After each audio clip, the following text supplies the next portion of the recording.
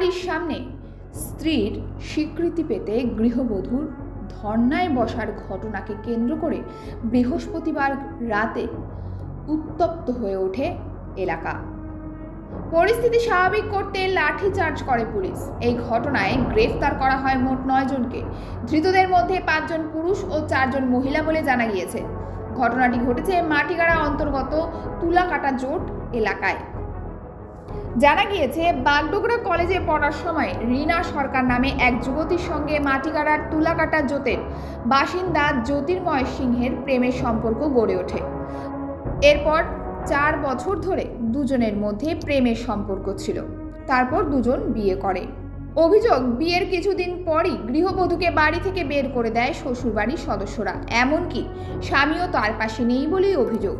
এরপর নিজের অধিকারের দাবিতে গত রবিবার থেকে শ্বশুরবাড়ির সামনে ধর্নায় বসে গৃহবধূ। লাগাতার 5 দিন ধরে ধর্না চলার পর সমস্যা সমাধান হয়নি। এরপর গৃহবধূর বাপের বাড়ির সদস্যদের পাশাপাশি প্রতিবেশীরা গতকাল অর্থাৎ বৃহস্পতিবার জাতীয় সড়ক অবরোধ করে বিক্ষোভ দেখায়।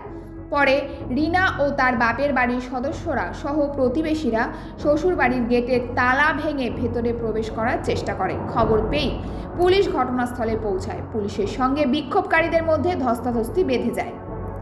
পুলিশের গাড়িতেও ভাঙচুর চালানো হয় বলে অভিযোগ। পরিস্থিতি নিয়ন্ত্রণে আনতে লাঠিচার্জ করে পুলিশ। পাশাপাশি গৃহবধূ রিনা সরকার সহ 9 জনকে গ্রেফতার করেছে পুলিশ। আমি বলবো, এখানে আমার সাথে অন্যায় হয়েছে। আমার সাথে পুলিশ বসাতো, শোন, অন্যায় করেছে আমার সাথে। আমার বিচার চাই।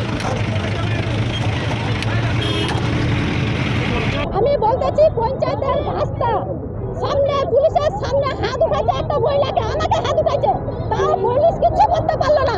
তাহলে আর এইভাবে পুলিশ কি করবে? তাহলে আমাদের বিচার চাই, এটাকে বিচার চাই আমরা। খোলাখুশিকে 5 দিন থেকে ধর্ণা দিচ্ছে ম্যাডাম। কি প্রশাসন কি হেল্প করলো ম্যাডাম? পারবে না বলতেছে। কে পারবে তাহলে? সবাই যদি পারবে নাই বলে, পারবেটা কে? আমাদের বিচার চাই। পুলিশ বলতেছে পারবে না, আমাদের বিচার চাই। পঞ্চায়েতও আসে না, পঞ্চায়েতের বোন ভাই সবাই আমাদের গায়ে এখন হাত তোলার জন্য রেডি হচ্ছে। এটা কি ঠিক হচ্ছে?